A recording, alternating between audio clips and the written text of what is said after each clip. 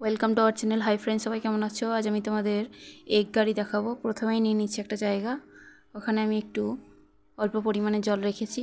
এবার এগগুলো দিয়ে দিচ্ছি। এগগুলো বয়েলড হবে। পরিমাণ মতো লবণ দিয়েছি।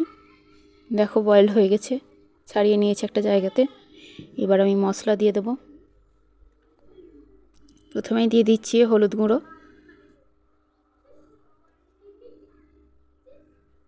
2 চামচ মতো হলুদ গুঁড়ো দিয়েছি। এবার দেব আমি লঙ্কা গুঁড়ো,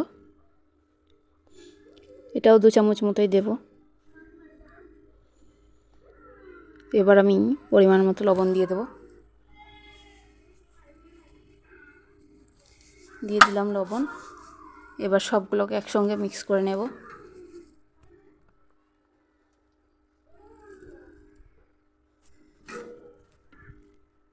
আস্তে আস্তে মিক্স করতে হবে, কারণ এগুলো যেন না ভেঙে যায়।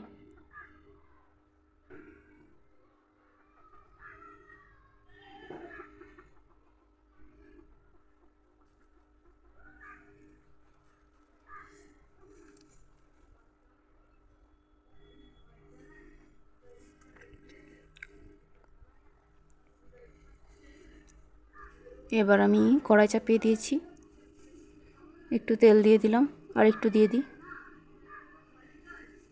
সরিষার তেল দিলাম।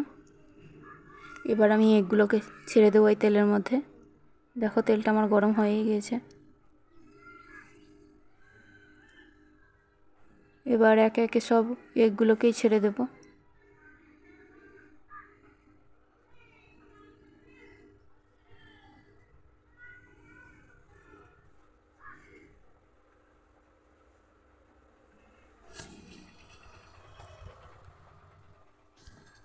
এগুলোকে আমি ভাজা ভাজা করব আস্তে আস্তে।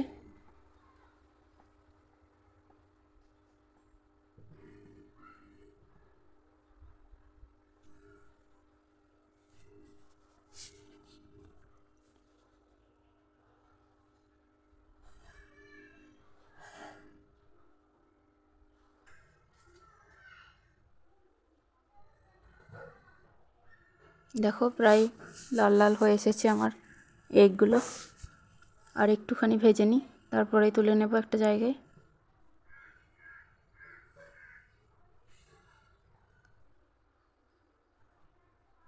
হয়ে গেছে, এবার আমি তুলে নিচ্ছি একটা জায়গাতে।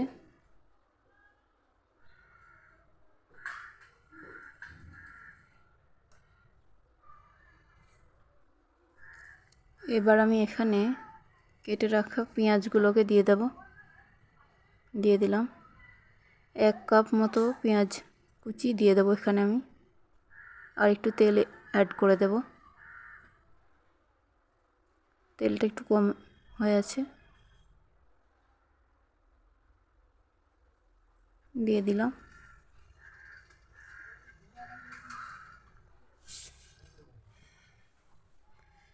এটাকে ভালো করে নাড়িয়ে নিই একটু।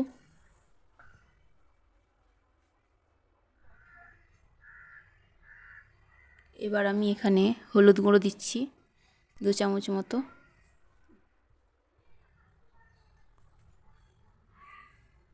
এবার লঙ্কা গুঁড়ো দেব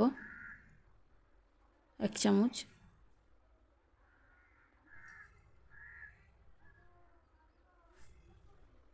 এবার আমি এখানে লবণ অ্যাড করব পরিমাণ মতো, 1 কাপ পেঁয়াজে যতটা লাগে। এবার দিয়ে দিচ্ছি প্রথমেই আদা বাটা, রসুন 1 চামচ করেই সব।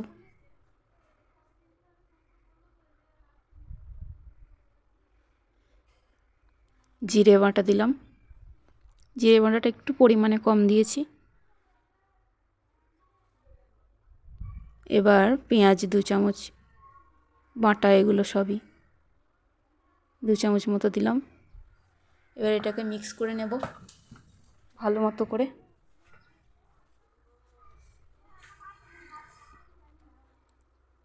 এখানে আমার তেলটা আবার শেষ হয়ে গেছে, আবার একটু অ্যাড করতে হবে।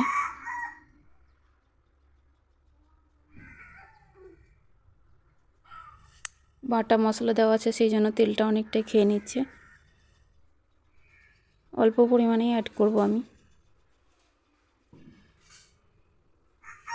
এবার এটাকে ভালো করে নেড়ে নিচ্ছি,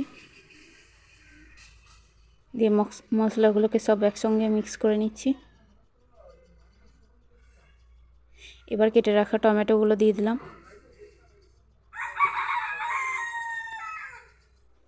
আর পেঁয়াজের যে জলটা ছিল সেটাকে দিলাম। গ্রেভিটা একদম ঘন ঘন হবে সেই জন্য।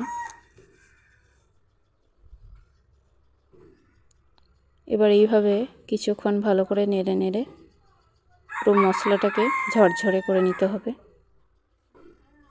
যেন এর সব জল শুকিয়ে যায়। দেখো প্রায় শুকিয়ে এসছে।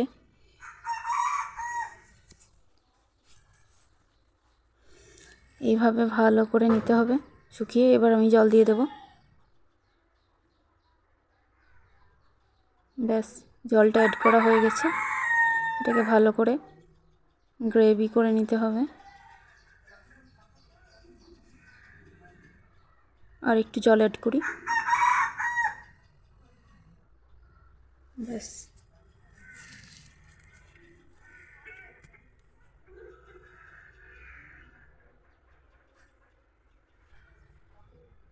এবার আমি এখানে ভেজে রাখা ডিমগুলো দিয়ে দেব।